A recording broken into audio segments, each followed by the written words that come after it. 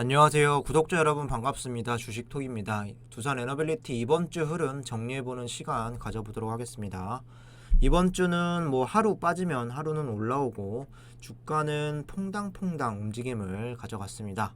하락이나 상승폭이 크지 않았기 때문에 상당히 좀 지루할 수밖에 없었는데요. 이슈 체크와 오늘 달라진 수급과 공매도 체크를 해보면서 다음 주 분위기도 한번 살펴보도록 하겠습니다. 주말 동안에는 주식 부담 푹 내려놓으시고 편하게 영상 보시면서 또 다음 주 기약하시면 좋을 것 같습니다. 구독과 좋아요 한 번씩 눌러주시고 소통하는 방송인 만큼 궁금한 점 있다면 댓글 달아주시면 되겠습니다. 주식톡 유튜브 채널은 유한타증권사와 제휴를 맺고 있고 유한타만 사용해주시면 무료방 초대해드리고 있습니다. 여기 주식톡 정보 공유방 무료로 매일매일 두산 에너빌리티라던가 실시간 대응을 도와드리고 있고 종목 추천과 시장 상황, 매매에 도움되는 정보들을 좀 드리고 있습니다. 지금 시장에서는 급한 매매보다는 상대적으로 좀 눌러져 있는 좋은 종목들 위주로 좀 추천을 드리고 있고 LX 인터내셔널 현재 1차 9% 수익 드렸고 나머지 한 8.8% 수익 중이고 현대해상 같은 경우도 1차 5% 이상 수익 청산 드렸고 현재 7.7% 정도 수익 구간에 좀 홀딩을 하고 있습니다. 8월부터 좀 여기 들어오셔가지고 꾸준하게 수익 보고 싶으신 분들이나 두산 에너빌리티 나는 혼자서 도저히 좀 대응하기 어렵다 하시는 분들은 무료 정보방 여기 번호로 요청해 주시면 될 것 같습니다. 유한타증권사만 사용하시면 돈 하나 들어가는 거 없이 제가 지금까지 1년 넘게 리딩을 도와드리고 있습니다. 여기 번호로 관심 있으신 분들은 문의 주시면 되겠습니다. 그럼 구독, 좋아요 눌러주셨으면 영상 시작을 해볼게요. 먼저 오늘 시장에 대해서 좀 정리를 해보도록 하겠습니다. 간밤에 미 증시는 경기 침체에 대한 이런 우려감이 다시 좀 확대가 되면서 지수는 혼조세를 보였습니다.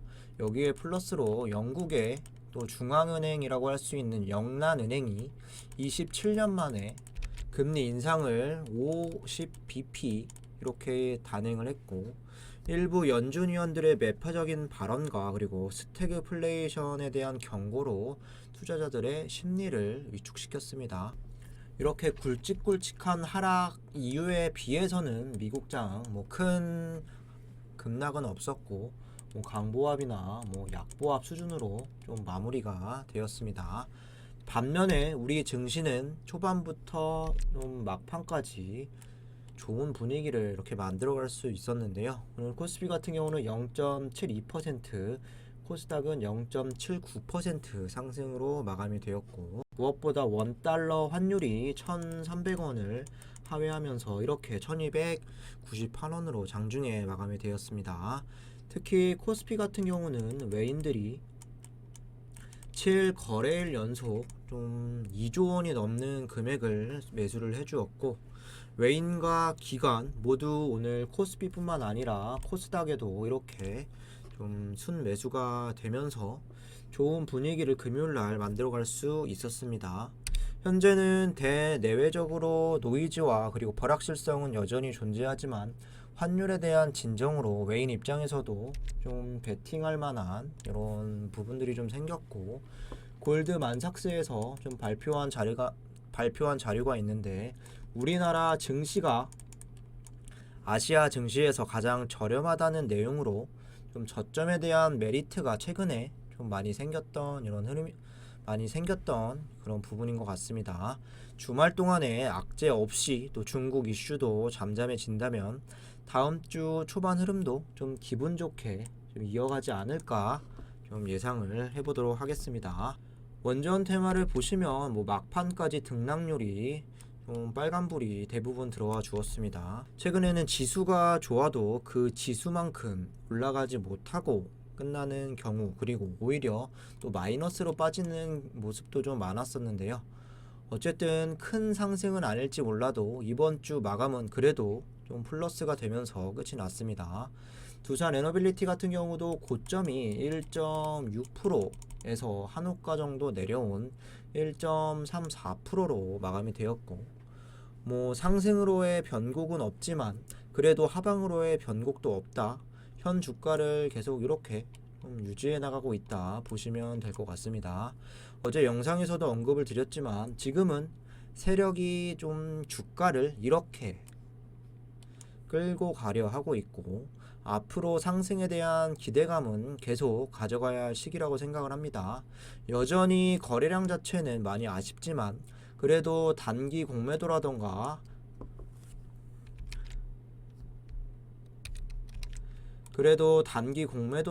중기 공매도 부담은 좀 줄여나가고 있고 두산 에너빌리티 같은 경우는 뭐 실적이 나오는 종목이 현재는 아닌 상황이라 당장 이런 실적 어닝 시즌에는 좀 주가 자체가 좀 주춤할 수도 있다, 이렇게 좀 이해해 주시면 될 것 같습니다. 앞으로 우리 시장 기조 대비 분명 원전 테마 쪽에서도 좀 순환매 장세가 찾아와 줄 것이고 하반기 해외 수주 기대감도 그 어느 때보다 좀 높기 때문에 잘 지켜나가시면 좋을 것 같습니다. 이어서 오늘 수급은 좀 나아졌나 살펴보도록 할게요. 일단 3일치만 중점적으로 보겠습니다. 여기 보시면 제가 주황색으로 3일치만 다 표시를 해놨는데 오늘 수급 어떻게 좀 보이시나요? 주가와 비슷하게 외인과 기관들이 좀 들어왔다 나갔다 들어왔다, 그리고 기관도 들어왔다 나갔다 들어왔다, 프로그램도 똑같이 이렇게 움직이고 있는데 사실 오늘 수급만 좀 본다면 전체적으로 1.3%밖에 좀 오르지 못한 모습, 좀 아쉬움이 더 클 수도 있을 것 같습니다. 오늘 외인과 그리고 기관이 동반 매수세로 약 100만 주 가량 좀 순매수가 좀 되었고 프로그램 같은 경우도 거의 70만 주 가까이 좀 들어왔습니다. 기간 상세로 좀 보시면 뭐 하나 나간 투자자 없이 모두 순매수가 되었는데요. 그런데 주가는 1.34% 밖에 올리지 못했다. 이 부분을 어떻게 좀 해석을 해볼 수 있을까요? 뭐 쉽게 말씀을 드리면 물량 자체는 좀 들어왔지만 주가를 들어 올리려는 매수세보다는 조금 주가가 그래도 좀 눌렸을 때 물량을 조금씩 늘려서 이만큼 수치를 만들어냈다, 이렇게 좀 볼 수가 있겠습니다. 오늘 외국 계좌 JP모건 같은 경우는 아예 좀 이 종목에 관심을 보이지 않았는데 만약에 물량을 좀 공격적으로 들어와 주었다면 주가는 뭐 한 3% 이상 더 괜찮아질 수도 있었겠습니다. 오늘 수급에서 의미가 있을 수 있는 건 또 외인들 같은 경우는 뭐 들어왔다가 또 나가고 이렇게 반복적으로 좀 움직일 수 있기 때문에 좀 배제를 하고 기관 투자자가 다시 36만 주가량 순매수가 되었고 연기금이 12만 주나 유입이 되었습니다. 다시 연기금이 꾸준하게 매수를 좀 들어와 줄지가 좀 중요할 수 있겠고 오늘과 같은 수급 동향이 계속 이루어져야 좋은 흐름을 탈 수 있을 것 같습니다. 공매도 보도록 하겠습니다. 어제도 말씀을 한번 드렸는데 1년 넘게 제가 이 영상을 찍은 이후에 2%대 공매 비율은 본 적이 없었고 오늘은 더 낮은 1.4%대로 37,000주 이 공매 수량밖에 나오지 않았습니다. 뭐 최저 공매 수량이라고도 볼 수가 있을 것 같은데 반면에 공매 잔고 같은 경우는 1615만 주로 전일 기준보다 한 1만 주가량 좀 늘었는데 뭐 생각보다 감소세가 좀 더디지만 그렇다고 공매 잔고가 막 확 올라가는 것도 아니다, 이렇게 좀 생각을 해주시면 될 것 같고 대차 잔고 같은 경우도 8월 4일자 기준 3,300만 주 그리고 6,200억으로 좀 각각 뭐 60만 주 200억 가량 전일보다 좀 줄어들었습니다. 다음 주에도 계속 좀 줄여 나갈 수 있을지 꾸준하게 체크해 드리도록 하겠습니다. 이어서 차트 이번 주 흐름 좀 정리를 해 볼게요. 오늘 같은 경우는 1.34% 올라가서 18,850원으로 끝이 났습니다.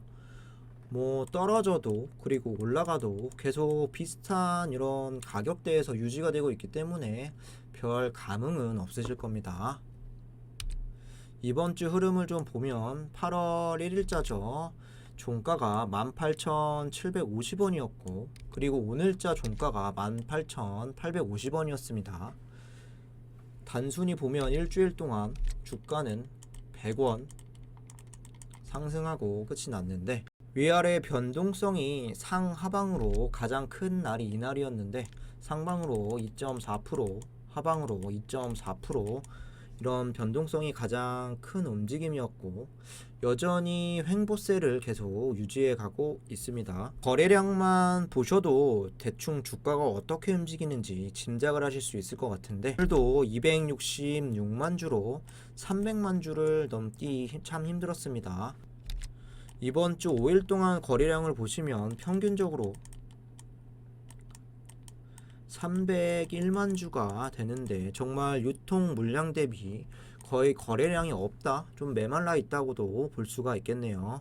이렇게 횡보세를 이어갈 때도 아무리 거래량 자체가 좀 안 나온다 하더라도 뭐 500만 정도는 좀 평균적으로 나와줘야 한다고 생각을 하고, 우리가 기다리는 뭐 1000만 그리고 한 1500만 이상 거래량이 이렇게 튀면서 상방으로의 변곡점이 한번 나와줘야 할 것 같습니다. 이번 주 같은 경우는 거래량으로 보나, 그리고 차트의 움직임으로 좀 보나, 수급으로 보나, 뭐 세력들이 좀 주가를 올리기도 싫고 그리고 내리기도 싫고 그냥 이런 흐름을 원했다, 뭐 이 정도로 보시면 될 것 같습니다. 지루할 수 있지만 한 주도 무난하게 좀 마무리가 되었고, 다음 주 월요일 날 또 주봉상 캔들이 하나 더 생길 텐데 좀 현재에서 잘 이어나가고 있다 생각을 합니다. 주봉을 보시면 다음 주 월요일에 여기 캔들 하나 더 생길 겁니다. 여기 하방 추세선 이 부분만 좀 어떻게든 이탈하지 않고 잘 유지해 가면 문제없이 수렴 구간 끝에서 좀 상승 흐름을 만날 수 있을 것 같고, 그 전에도 이 상방 추세선을 떨어낼 수 있다면 또 여기서부터 탄력이 좀 붙어줄 수도 있겠습니다. 그때까지만이라도 좀 지루하겠지만 차분히 기다려 주시면 될 것 같습니다. 마지막으로 이슈 체크하고 마무리하도록 할게요. 원전 수출 전략 추진단 원전 수출 위로 격상 이달 중 출범 예정이다. 광고 좀 끌게요. 정부의 원전 수출 컨트롤 타워 역할을 맡을 원전 수출 전략 추진단이 원전 수출 위원회로 격상돼 이번 달 출범한다. 당초 산업부는 새 정부 국정과제에 따라 지난 6월 원전 수출 전략 추진단의 설치 및 운영에 관한 규정을 국무총리 훈령을 고시하고 지난달 출범할 예정이었으나 이달로 미뤄졌다. 추진단을 명칭으로 하면 내용적으로 실행조직처럼 보이는 만큼 기관별 기능을 결집하는 기구의 성격을 고려해 위원회로 격상해야 한다는 법제처 의견에 따라 심사 과정에 조정이 됐다고 전했다. 원전수출위원회는 이창양 산업부 장관을 위원장으로 기획재정부, 과학기술정보통신부, 외교부, 국방부, 국토교통부, 여러 좀 원자력 안전위원회 위원장 등등이 위원으로 참여를 하고, 민간에서는 한국전력, 한수원, 한전 KPS, 그리고 한국전력기술, 한전원자력 연료, 무역 등등의 사장과 또 원전 관련 기업과 연구기관, 학계 전문가 등도 의원으로 참여를 하게 됩니다. 위원회는 원전 수출 최상위 종합 전략을 수립하고 정부 지원 방안 조율, 수립, 점검, 법제도 개선, 금융 및 입찰 기술 지원, 젊은 인력 육성 등등, 원전 수출 거점 공간 지정, 원전 정책 기술 자문 등 해외 시장 개척과 관련한 전반적인 지원을 하게 된다. 한편 정부는 체코, 폴란드 등 원전 사업자 선정이 가까워진 국가들을 대상으로 수주 역량을 총 결집하고 있다. 이 장관은 지난 6일 첫 출장지로 체코와 폴란드를 방문했으며, 윤석열 대통령은 나토 정상회의 참석을 계기로 체코, 폴란드 등의 원전 세일즈를 벌였다. 폴란드는 약 40조 원을 투입해 2033년 신규 원전 1기를 운영으로 시작해 2044년까지 6개의 원전을 순차적으로 도입할 계획. 체코는 두쿠바니 지역에 8조 원을 투입해 1200메가와트 이하급 가압경수로 원전 1기를 건설할 예정이며 3기의 추가 원전 건설도 검토 중이다. 오늘 같은 경우는 국회의장이 이제 폴란드나 루마니아 또 방문을 한다 이런 기사도 있었는데 아무쪼록 국내외로 좀 잘 되길 바래 보겠습니다. 8월달, 9월달 이집트 원전 수주를 좀 따내고 그리고 연말쯤에 SMR 또 해서 유스케일 파워 기자재 공급 소식 여기에 또 내년 체코 발주도 좀 잘 풀린다면 원전주들 그리고 특히 두산 에너빌리티는 더 좋아질 수 있다고 생각을 합니다.